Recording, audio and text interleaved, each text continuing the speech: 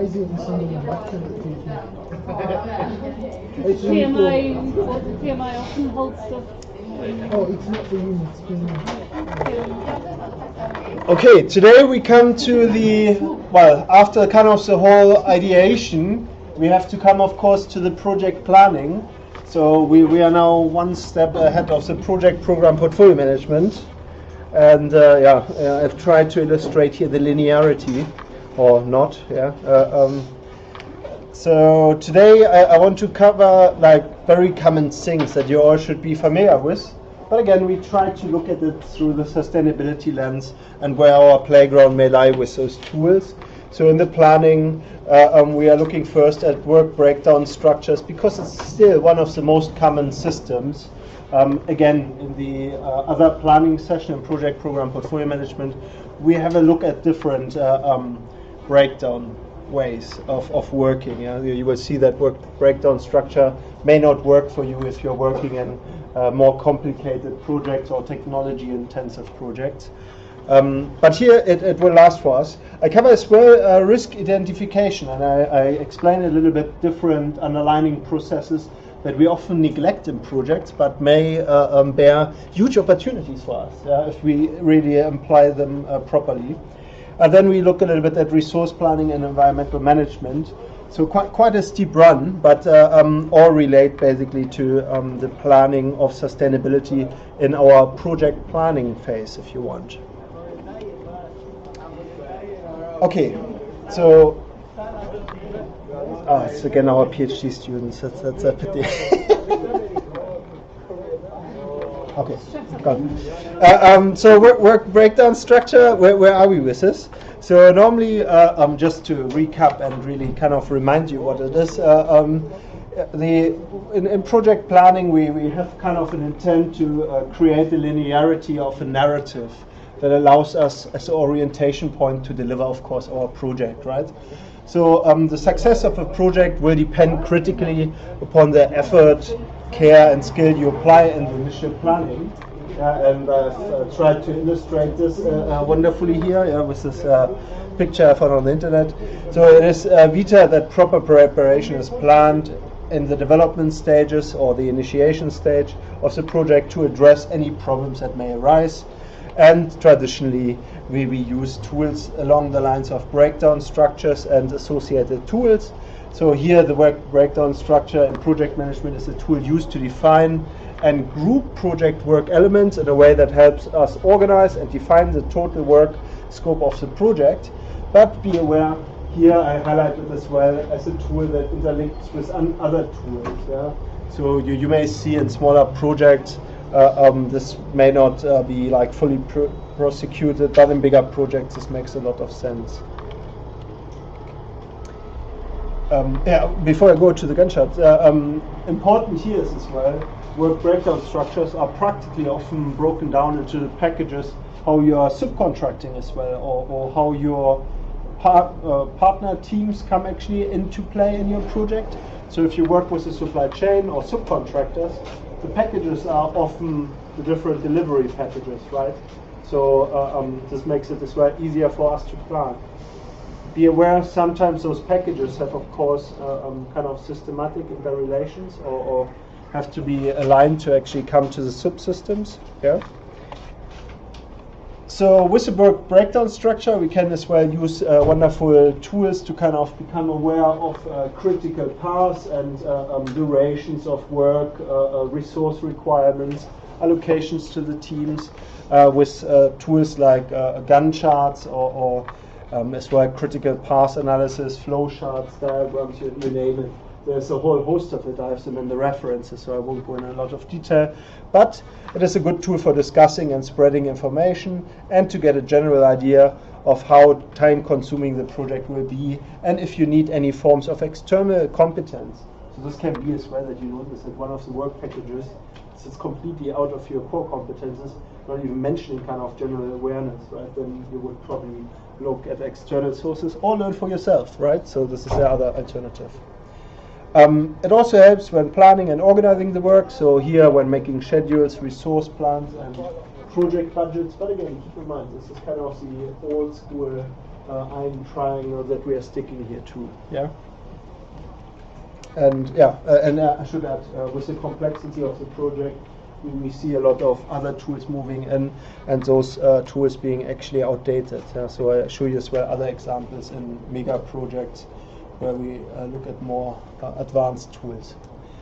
Now, if you look at the work breakdown structure, for each activity in the structure, there's a record that identifies and interrelates as well the specific objectives regarding the deliverables and their contribution to added value deadlines. So you can work here as well with critical paths, use it for risk allocation, or use the work breakdown structure to allocate teams, right? This is kind of the basis. And then you can visualize it respectively with who is involved on those aspects, right? Yeah, I mean, yeah, and maybe as well technical descriptions. So if there are technical components that are not yet developed, where somebody is working on this, this could be as well a tool to actually illustrate initial configuration management.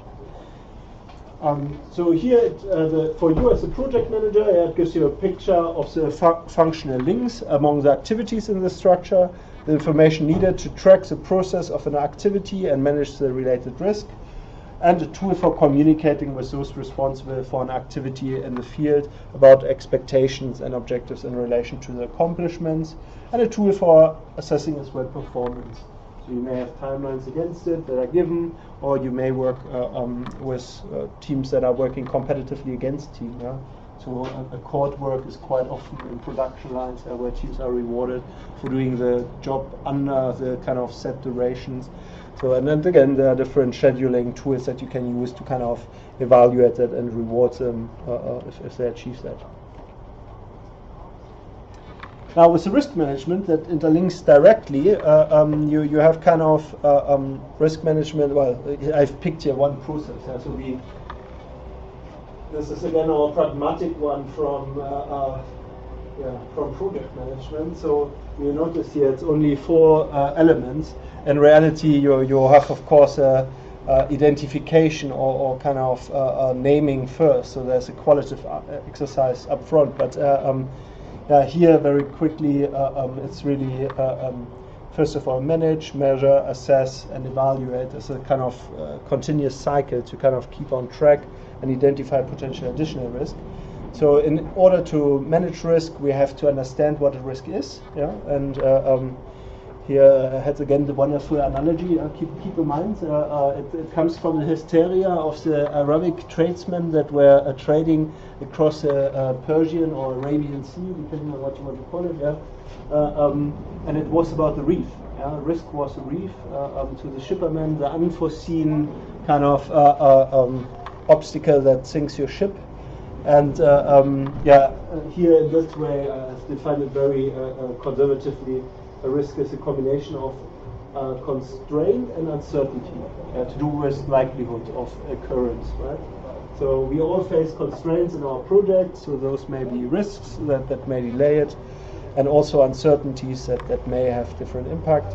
So we can minimize the risk in the project either by eliminating constraints. This is, of course, a nice coincidence, if you want, or by finding and reducing uncertainty. So there is well different strategies to do so. Again, this is not what I try to cover in this module, but just to have a general idea or reminding us. Yeah? So risk identification assigns action priority to activities that are in the precarious state with respect to risk. Identifies the risk factors causing the precocious state of affairs, and identifies action to deal with the situation. So this is kind of the whole idea. And again, you can use here the underlining, that is on the next stage, what is to say the breakdown structure to do so. But let's have a look what they actually say about risk management. So here you really look at the identification of risk and the possible management of those. So here you look at time, cost estimates, if they are too optimistic, customer review and feedback cycle too slow. So those are quite common ones. This should be really separated. I don't know why at one point. Unexpected budget cuts. This is another one. So particularly if you work in multiple currencies, right? At the moment, we have exciting times where currencies fluctuate greatly, even in the kind of so-called more stable currency countries. Yeah, so you want to have the normally you translate it to the customer, but you want it as well in your run-up products, right? That you're not coming out minus on the other side. You have as well unclear roles and responsibilities, so maybe you haven't done the effort actually of defining roles and responsibilities. And stakeholder input is not sought, or their needs are not properly understood. It's again very common that stakeholders changing requirements after the project has started. And we have again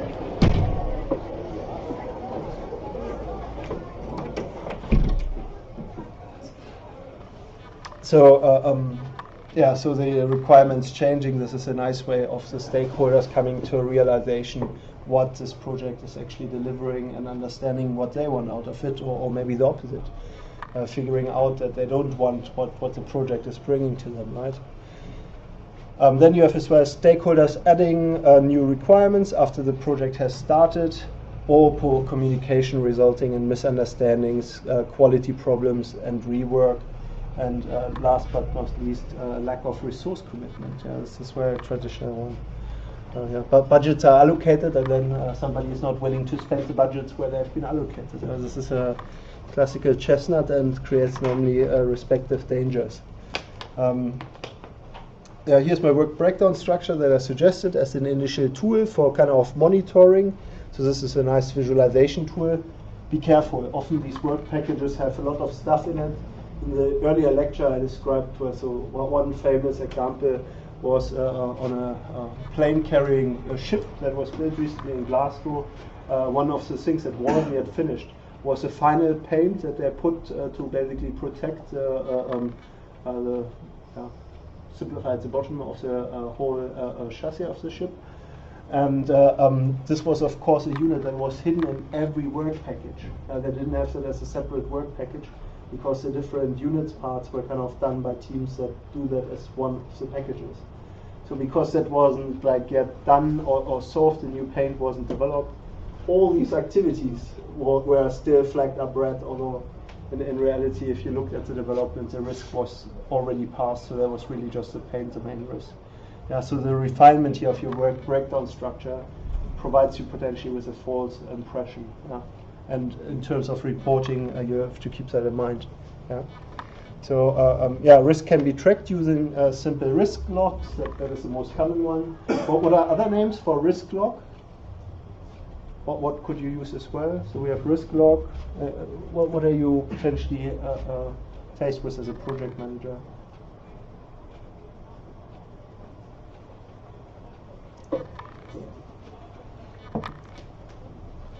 But what would be a tool to kind of monitor risk as well?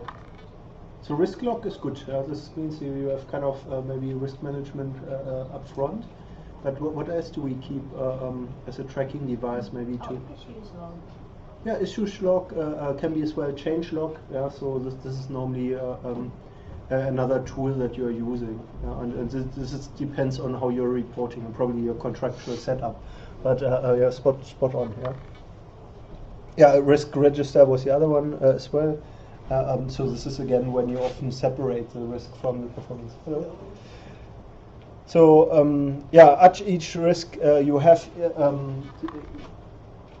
Why did I write it? Okay, so basically each risk that you have identified goes, of course, in the risk log, and write down what you will do in the event if it occurs.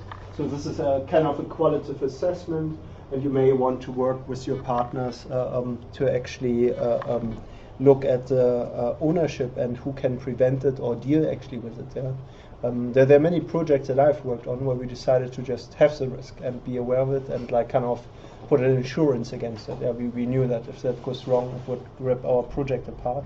But if you can insure it, then yeah, it's not that bad. You can start again afterwards, right? Because you have the money back. So it's So with this, you review, of course, your risk log on a regular basis. So adding new risk as they occur. This comes from change and issue logs, yeah, as they occur. Yeah. and adding the new risk as as they occur during the life of the project. So remember, when a risk are ignored, they don't go away. Yeah, this is very important to recognize as well. There is as well something about reporting mechanisms. So be aware that the reporting that is recommended, for example, in the APM, has cultural implications in countries like Japan and South Korea that don't work. There's a culture from face value and leaving kind of dignity to the, so you cannot accuse somebody of having done something wrong. This doesn't work. You do that twice and you're not on the contract anymore. Yeah. That's not necessarily that strict, but there are implications with our risk management literature. It doesn't align. If you come to that, have a look at the Japanese project management guide. They have actually refined communication strategies for that. Yeah. The risk management chart must be prepared during the strategic planning, of course. Yeah, so you need it up front, and it needs to be updated.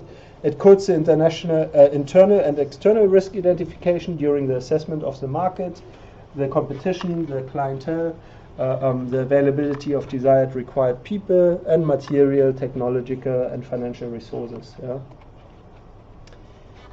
And with this, you can then. My picture is gone. This is bad. Okay. One useful.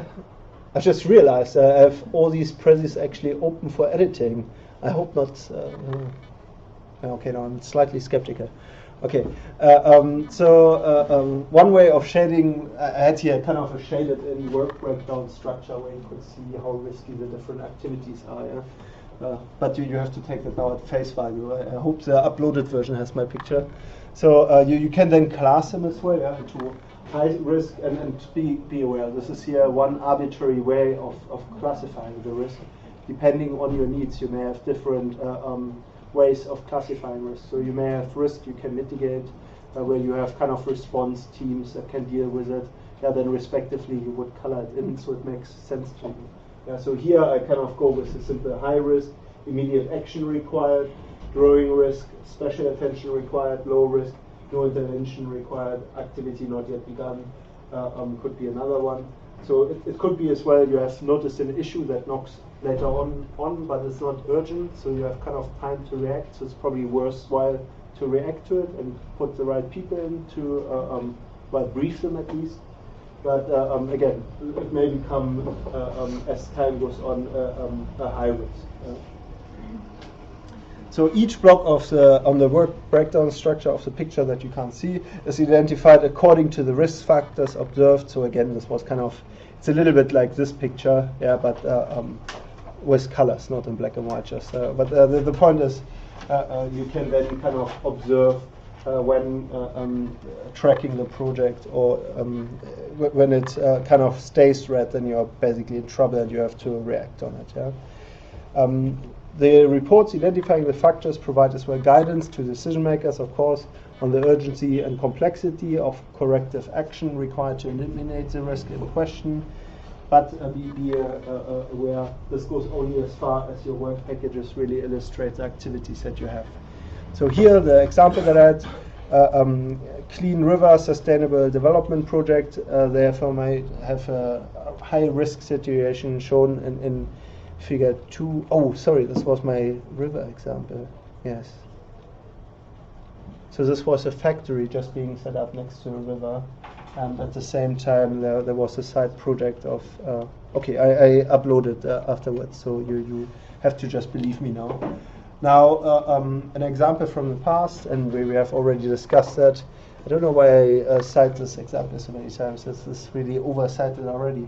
But the danger of poor risk management kind of became, at least in the literature, quite proportionally more important with the BP disaster. So BP was asked for and received permission to exempt the project from the regulatory requirements for rigorous environmental review. So it was exceptional deep exploration that hadn't been done before. So they worked with a lot of prototypes. And because they had like these new prototypes in place and showed actually a very strong portfolio that in their models this would work well, they got basically the exemption from the environmental review. Yeah? Even once risk assessment had identified a worst case blowout, so they had actually even a worse scenario as it happened, which was a blowout that might produce 250,000 barrels of oil per day. The real blowout wasn't actually that bad. They had only 12,000 to 19,000 barrels per day, which is still pretty horrendous, to be fair. There was no response plan actually to address that. So it was actually worse. In the initial brief, it looked as though they had like subcontracted that risk to wait a minute, I have it somewhere. I think a Chinese, Malaysian contractor, that was responsible for that risk. Yeah, so I'm laughing now, but it's not funny actually. But so they had clearly subcontracted this risk.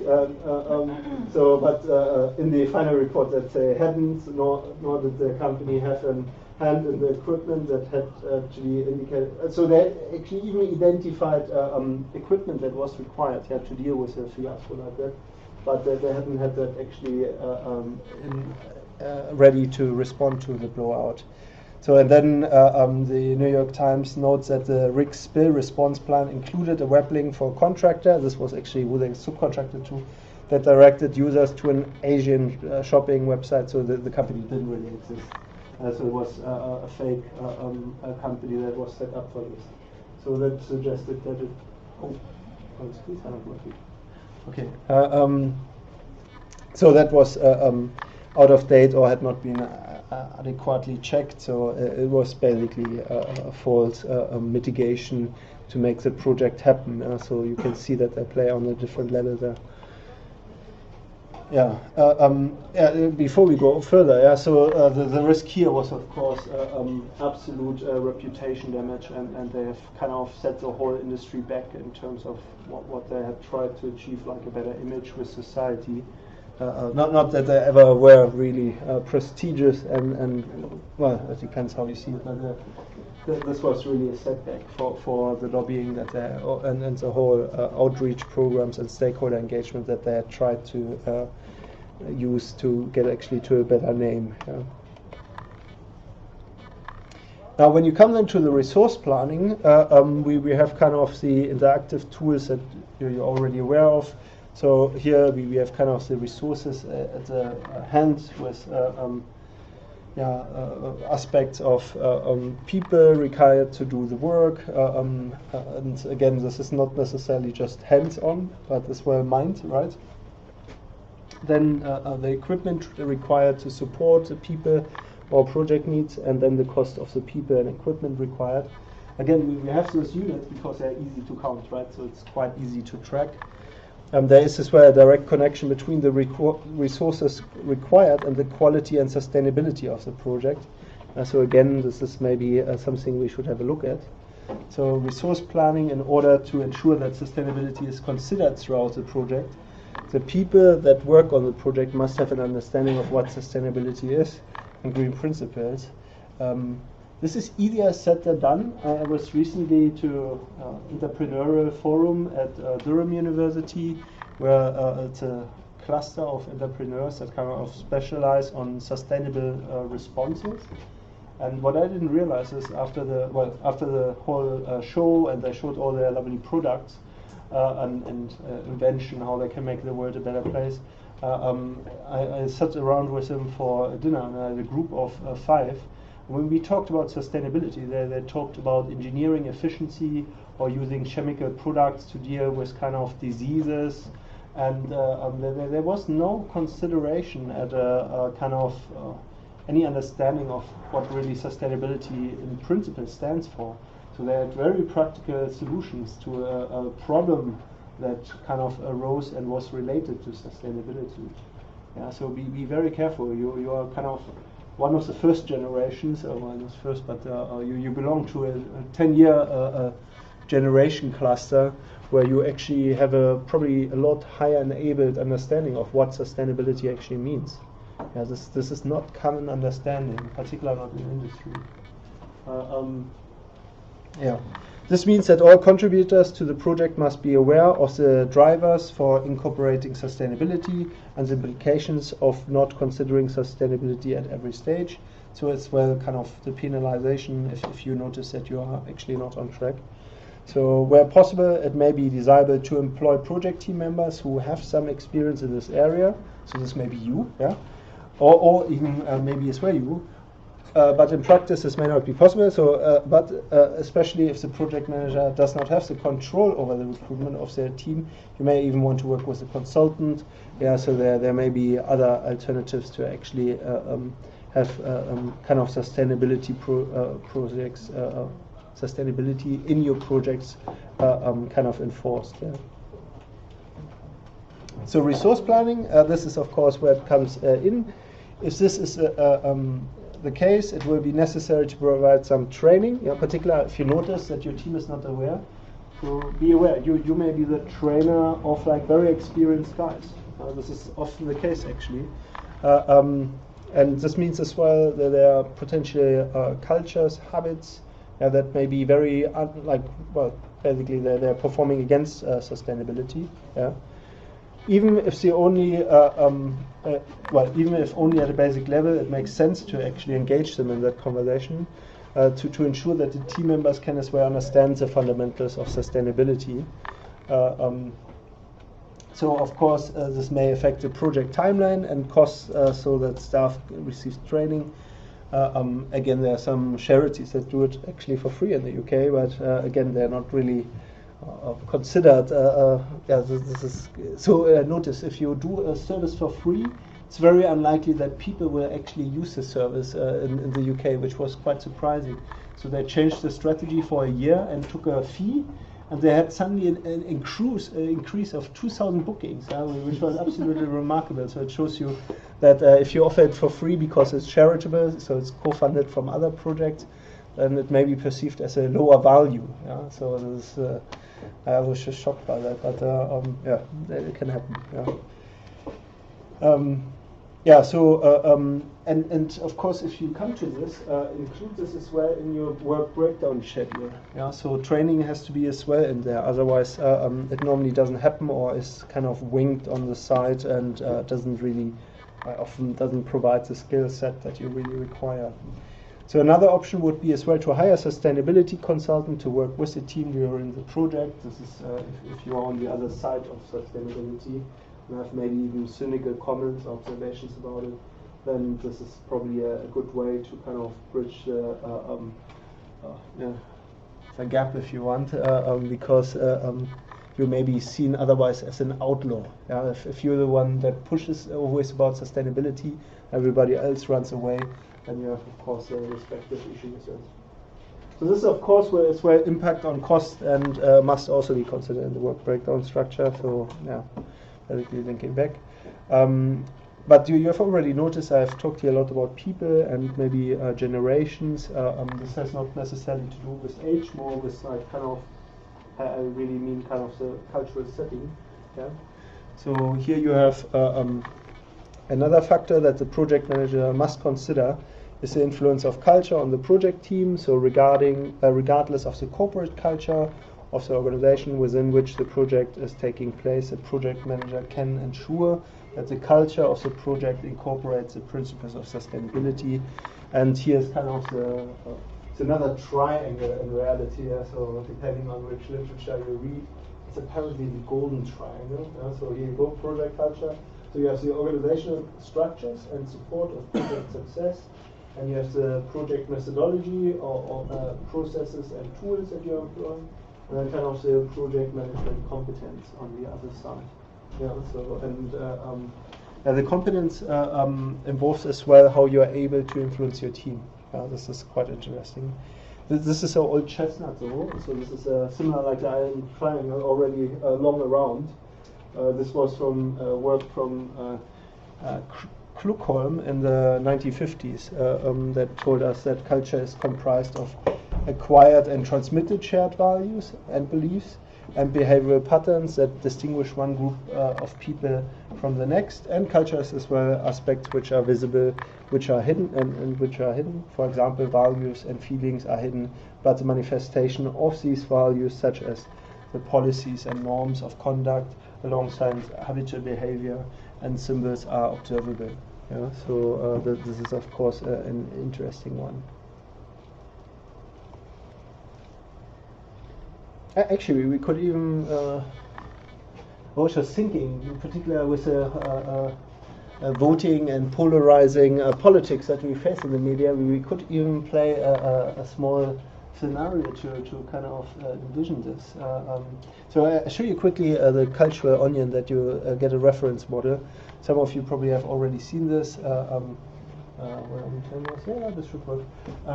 So on the project team, when considering culture of sustainability, you kind of come to the values, rituals, and in Hofstede's idea, it was as well who you see as a hero. Yeah, and with this you have as well symbolic representation, which is well very powerful. So this can be a product. Yeah, this can be. What is a lovely symbol for sustainability? Have you seen any product or yeah, which triangle?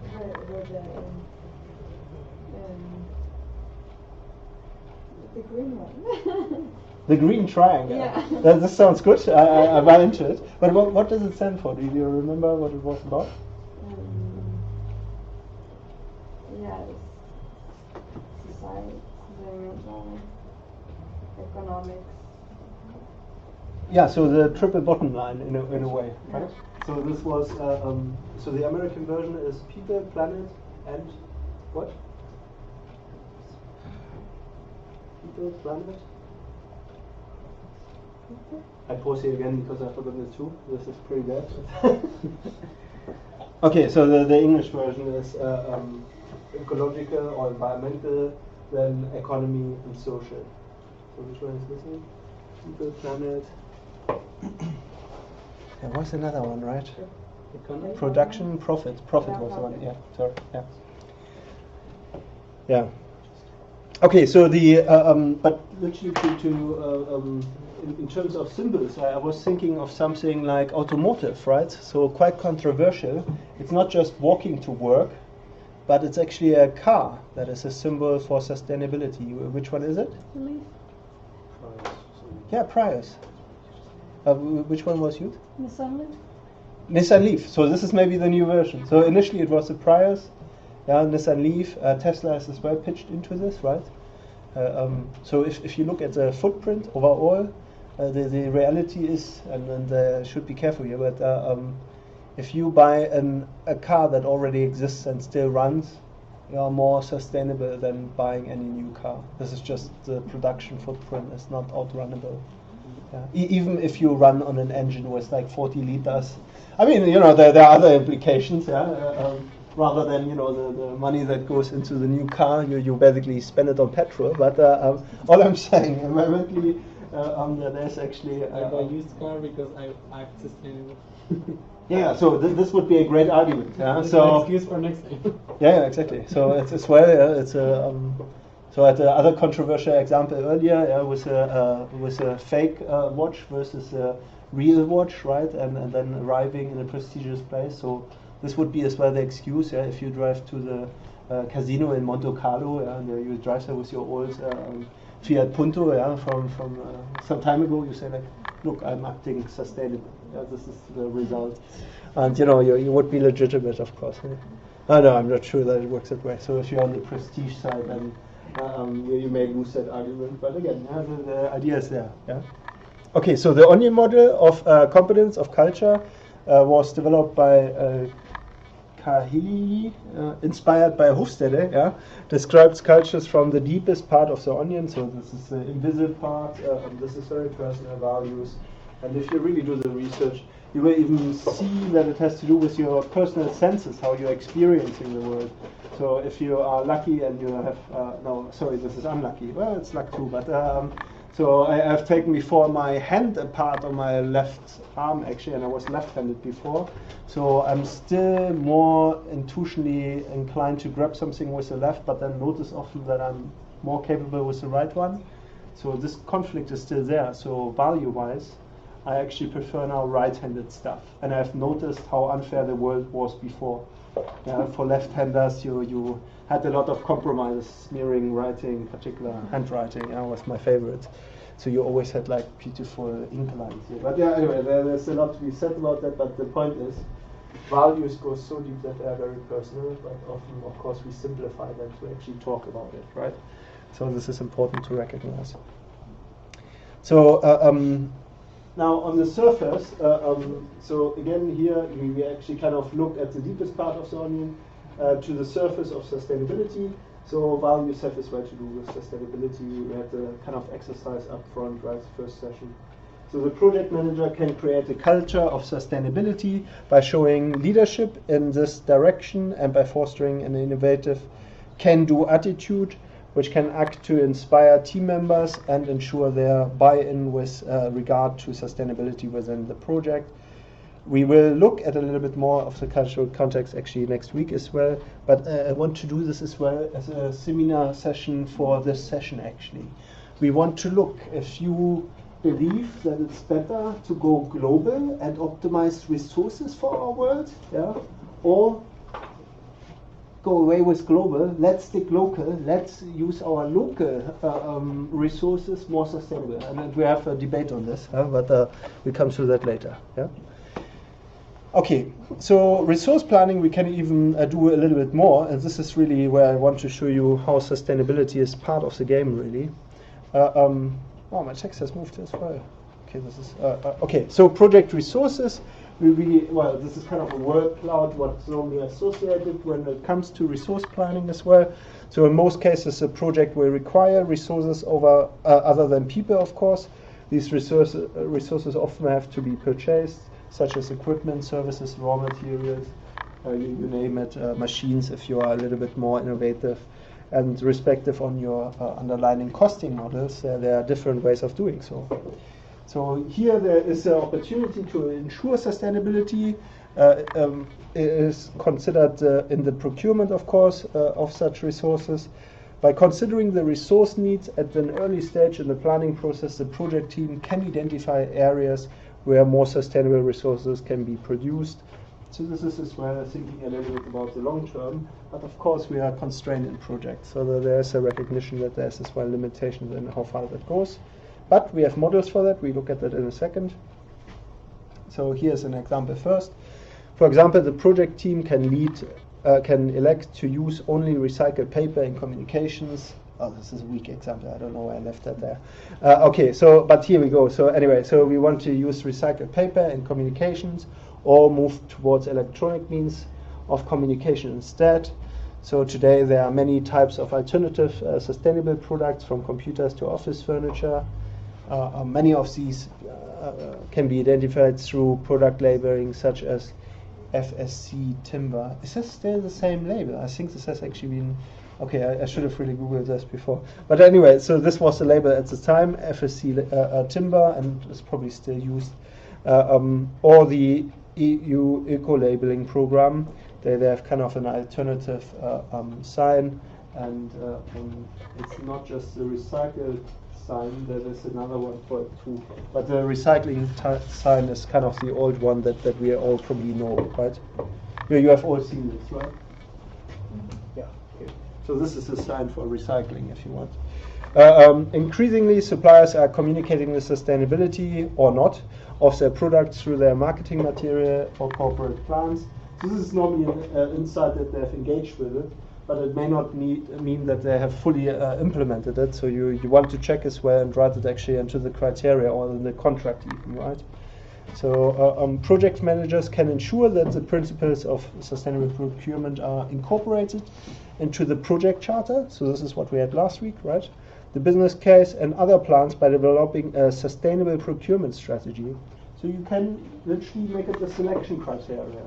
And with this, you would have then as well respective teams corresponding to it. Yeah?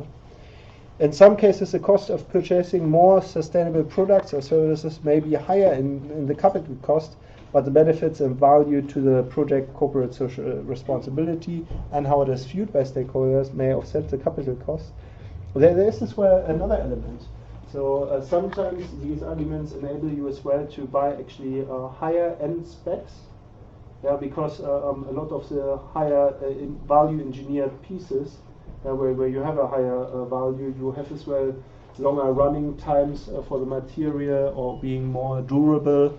So there may be other effects that you can actually use as a spin to basically argue for the embracement of those principles. Now, when it comes to project resourcing, sustainability can be incorporated into the whole procurement process. So here's an example below, kind of visualized. So you have defining the need for evaluating options, then design and specifying, and supplier selection and tender evaluation, post-contract management and supplier development. But you notice here already, this is a long shot, right? You are already starting here to look at the subcontractors as suppliers that you're building a relationship with.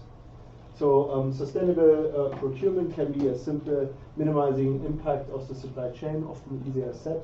So the criteria sits here again under kind of the social idea and the environmental. And then you have minimizing impact of products and services, so waste minimization, energy, renewable energy, but it's really energy efficiency that you're after. So I'm a little bit critical of renewable energies, but so the idea of renewable energies is great, but the technologies that come with it are not always renewable. So then buying resource efficient products as well. Here you have recycled content products, energy efficient appliances, and last but not least, fuel efficiency vehicles. Basically looking at effectiveness again. So the key opportunity to consider for environmental issues is at the earliest stage of the process, in the defining the user requirements, criteria such as 100% recycled fiber content. Oh, this is another one of my wonderful examples. So here I went with tissue paper. I don't know why. I have to update my examples here. Okay, but we go with this anyway. So here's a tissue paper, should be 100% recycled fiber content. So you can write that, of course, in the specs or make it contract relevant, right? And then you have it basically as an enforcement tool for your project, right? So at the award stage, the best value for money option that meets the specification would be awarded the contract. In this example, tissue paper below would be 100% recycled or would simply be rejected as non-compliant. And actually, if you specify something like this, I've seen it repeatedly, particularly with aggregate and supplier industries, that they actually have already everything in place to bring you a kind of recycled product according to spec. It's just the image initially that was tough to sell. So when you look at supply chain management, there's a whole raft now behind this. So we have kind of green supply chain is one term. Then we have the sustainability. Here, the literature that I kind of see as a core literature was sustainable supply chain management. This is kind of it's a little bit Eurocentric, but they have at least all the different aspects. And with green supply chain, you cut certain aspects actually out. Green supply chain kind of seems to ignore the social side. So, but okay, so to walk you through it.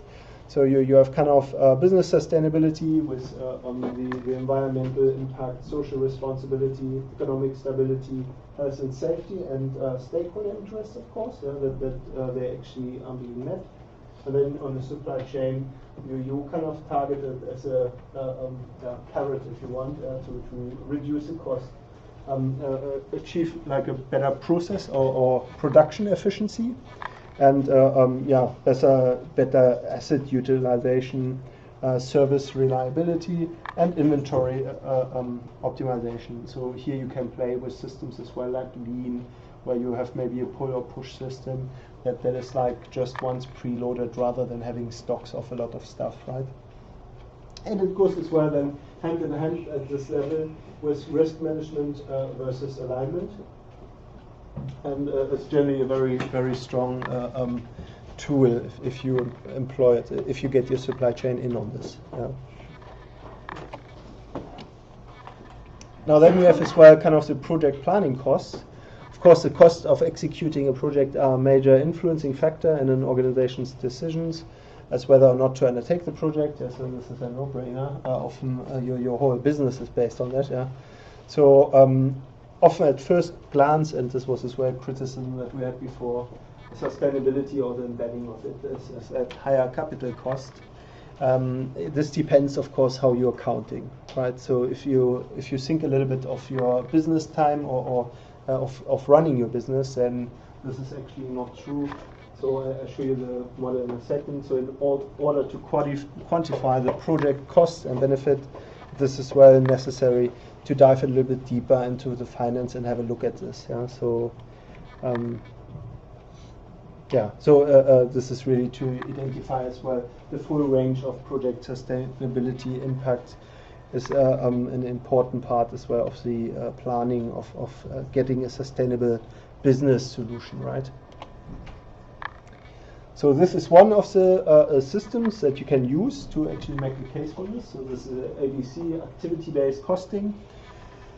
So it differs from traditional cost accounting, which assumes that producing a product and service costs by assuming that it is activities performed for products and services and cause the costs.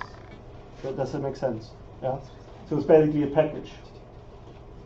So when you look at it, the conventional cost counting goes kind of for direct and indirect financial costs, and this is already good. Yeah. So this can be what are direct costs? What do you think? Materials. Yeah, so whatever you purchase for the project, and then you may have a new customer and you need to train your team. This may be indirect cost, right? But to just go along quickly, so the ABC assigns costs to the activities performed on the project, such as labor, employee training, regulatory compliances as well. So this goes a little bit further. So the process to actually engage with a compliance system, but then attribute these costs to product, services, and other project outputs on a cause and effect basis. So it's a little bit deeper. So it goes as well into a total cost assessment, where you kind of include already the recognized contingent costs, so maybe service running or maintenance, whatever comes with it, and total cost then extends to a broader range of direct, indirect, contingent, and less quantifiable costs. So this may be, so for my company, this was realizing that the water that we used, we couldn't just put in the drainage. Well, we could, but we got charged a lot more. Yeah, so we realized that actually increased capacity, we have to do something with our water because it pollutes, or yeah, it was just starch. It wasn't really bad, but still, it matters. And we priced it in and realized that we want to recycle, so that was very easy. And then if you come to full cost environment accounting, this is as well where you kind of look at the external social costs borne by society. So if you have employees and they all get sick from your products, yeah, and you have insured them, then you will pay more for the insurance. Yeah. And this sounds kind of outdated, but to be a little bit controversial and may get sued for this, but even this here has just realized that level. So they have kind of tried to confine this. They give people money and just say, like, okay, you don't have to come to work anymore. We still keep you on the pay. Now they've realized actually it makes sense to invest in better infrastructure that is non-polluting for humans. So it's kind of the simple health and well-being agenda. And as well the surrounding environment is of course affected by that. Yeah, this is as well. By the way, I'm as well a rebel in my university. I've explained my real estate guys and the guys that kind of put the salt here on the ways. A few times that is a very bad idea to put actually salt on the ways, because this will make we will have a healthy sodium consumptions, but our groundwater is still not anything else than the rainwater kind of filtered through sediment, and salt is a. Does anybody know what happens? Why is salt a bad idea to put on roads when it's a little bit icy? Well, there's one very negative aspect. It kind of defeats the function. You build basically a fridge. So basically what you do is you just lower the freezing point and you make sure that you have a proper frozen floor, and when it kind of de-ices on the top, this is how you do ice hockey, right? This is how you build ice hockey field. But okay, this aside, but why should we not use salt? What do you think happens? Melt. Yeah? It melts. The what? Does it melt? Does it matter? Does it melt? Yeah, so melt, what happens with the water? Do we still have the salt afterwards, like grit that we can collect it, like sand, scrape it off? Goes into the ground and everywhere. Yeah, it's diluting. Yeah. There's as well some additional stuff inside, not only salt, like this kind of salt. Yeah. Yeah, so you have as well, so you don't want the salt to just melt, dissolve in the water straight away. So you normally play with different fabrics as well to actually make it sustain. Well, it's more water resistance, but in the end it still goes in the ground. And with this you kill kind of your local flora and fauna, and if you drink tap water, then your sodium household will be a little bit higher. You can measure that actually. It's not dangerous, but just don't put too much salt then on your other dishes. But yeah, again, your body has coping strategies for this, but this goes already too far. But it's a bad idea. Yeah. So and again, even at our real estate level of the uni, they don't seem to buy into this yet. They have told me that this is the way they have always done it, and this seems this is well an answer. Yeah. Now with activity-based costing, you can do as well cost management requirements. So you come to different cost units, and this is really allowing you to kind of make sustainability go a long way. So you basically accumulate as well the social and environmental costs, and tracing those costs to the activities that cause them, and this will make some suppliers potentially very unhappy because there are just some activities that create more pollutants than others, or sit with aggregate or resource installations, or when it's anything to do with burning processes, you normally come to that. So here, careful identification of social and environmental costs can produce totals that then are 4 to 5 times above the estimated amounts for these outputs. And it's so, I mean, a simple example is the nuclear power plants that we build at the moment in the UK. If you do an assessment like this, and this has been done and presented to the government, then we don't even talk about efficiency from the power plants, which they don't really have. But you cannot justify anything from that. Yeah? So this is really just a belief out of like buying into nuclear science, because potentially with the technologies, if you really hack it, or the atom, and you understand the power generation, then in one atom you can basically create infinite energy. But this is an engineering dream at the moment. It's still a physics dream actually before we talk about engineering. So they are just committed to that research endeavor. There's a different political agenda. But here I have the other example. For example, the social and environmental costs often hidden in manufacturing projects, including permits, fines, water, air treatment costs, energy costs, waste disposal costs. And sometimes you are lucky, so you work in a cluster where there are kind of quantity contracts. Nobody really looks what the waste actually was. So this is particularly bad. Then you're just deferring basically this issue. And we have done so a lot in manufacturing, so it has gone to other countries that have lower regulations. And so as well in the UK, we don't have any recycling factories. They all go to Germany, Poland, and France. They have overcapacities. There is no recycling factory here in the UK. And then it's the other way around. So those countries have overcapacities. They actually pay for the recycled goods. So they get pressed here into a block and then shipped over. Then by attributing to the social and environmental cost to the activities that generate them, the project team can identify alternatives that can lower these costs and increase profitability. So for example, using a different material whose capital cost is higher, but environmental benefits greater, such as less waste or does not produce pollution, may reduce costs by negating the need to buy pollution permits or treat waste. So this is kind of what I mentioned earlier. Yeah. And again, this here is a small example that I've taken from a paper that I've referenced. So these differences can be enormous. Yeah? So if you look through something like this, once the governing body recognizes that certain waste are put there, then the price increases. Yeah? So it's a little bit like in this building we have asbestos, yeah, and now removing. In the past, 15 years ago, asbestos was just like used by a normal contractor to be taken out. Now they have to wear air masks because they've realized the danger. It's very expensive. It's a specialist contractor.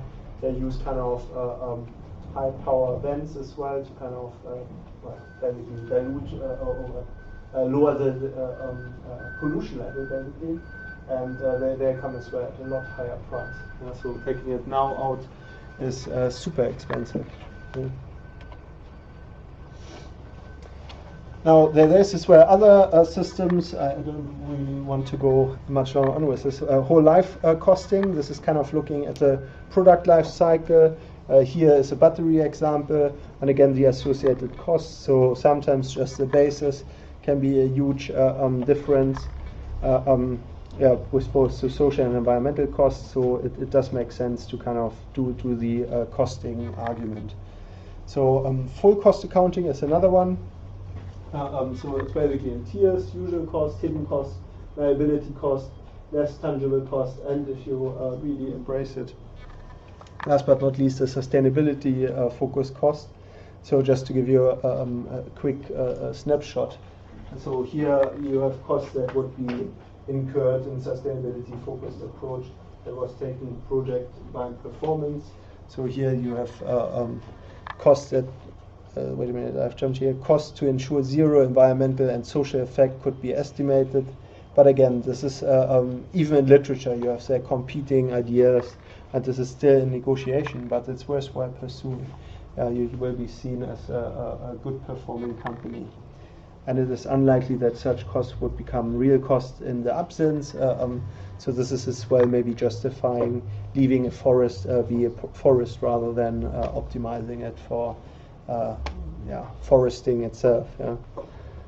And the usual cost is what we kind of had before, includes direct and indirect costs usually associated with project capital, revenue, you name it. Okay. Environmental management, I have 4 more. So this is as well a standard. So one of the outputs of developing the project could be the production of an environmental management system. So here it focuses on the implementation of programs on the key areas of waste management, energy efficiency, water minimization, and green procurement. So EMS will help you develop an environmental strategy, implementing activities, and monitor and review actions against it. This is, of course, if your company embraces it as well as a tool of measurement, right?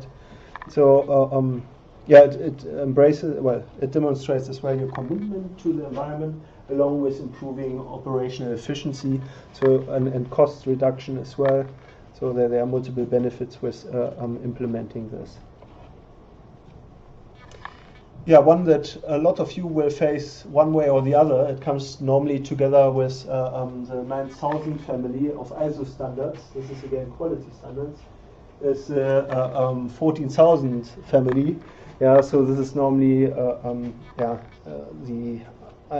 international standard organization that kind of put that forward. It's the ISO 14001 that provides organizations with a structure to establish policy, develop and implement an effective environmental management system, and to comply with environmental legislations. So if you have that, you normally pre-qualify as well for certain supply chains. This is now actually kind of standard already. Yeah. So if your company doesn't have that, they're missing a trick, or you are excluding yourself at the moment from being on all bids that you're probably eligible for. Yeah. Be aware it's process driven. I don't want to talk you through it. We have the documents available in the library if you're interested. But it's kind of a management system with procedures, instruction, and documents. You potentially write the instructions as well. Quick tip: if you do an implementation like this, keep the instructions simple and usable. Don't just write one big book. This is often what happens as well with ISO 9000. I've seen that. I've been an accreditor and have friends that work in accreditation. And I can just tell you now that if I come to accredit a company, if they actually fit and perform correctly, and I ask them for the guide, and they open a drawer and get like a dusty book out, then it's not a good start. All I'm saying, this is normally a tick. So we have as well a tick list to accredit. So this is normally one of the things we would criticize straight away. Again, where are my pictures gone? Okay, but the key point here, you kind of arrive with the ISO as well at the same process of implementing your own environmental management system. So you still have to define your criteria. You have to recognize where your pollutants or environmental issues may sit. So this is still your own assessment. So just be aware of that. But it's a procedure, and it's as well a communication tool, of course, for auditing and implementing this process in your company. Now, other standards is EMAS, and this has, I think, again changed the name recently, which I haven't updated. Okay, I have to do those updates. Does anybody know this? EMAS? Is it? Okay, I look it up and update it, but this is kind of an intent to extend really the ISO 14001 and try to improve a little bit. So it's a similar scheme. Its aim is to recognize and reward those organizations that go beyond minimal legal compliance and continuously improve their environmental performance. In addition, it's a requirement of the scheme that participant organizations regularly produce a public environmental statement that reports on their environmental performance. So this is actually another scheme that particular, if you're in the public view, your shareholder company, then a lot of companies have signed up to that. Okay, we had a very quick run through work breakdown structure, risk identification and resource planning and environmental management. This is at the planning level. Now I want to have a small discussion with you, but before we do so, let's have 7 minutes to grab a coffee or something, and then we turn the channels around. Have already a thought about it? Have a feeling? How do you feel? So we need now resources, and it turns out that our production, at least for the next 10 years, are still relying on gas and oil. Now we have the one option. It turns out we have as well gas and oil in your local community, where you are from, where you're living, which can be sourced. It will be more expensive, and it will be kind of federated, so there will be many small ponds. Now this means more logistics, right? More supply chain. This is the one option. The other option, we go global. We have realized under the Arctic, in the north of the planet, far, far, far away from us, there is a solution for all of us. We have only one source, but we have to go in the ice. It's a nature resort, but you don't pollute your locality. This is another benefit. But at the same time, you would probably have to go with a big company that can actually manage to do so. Which of the two is more appealing to you? Think the next 7 minutes while grabbing the coffee over that, and then we have a discussion about that.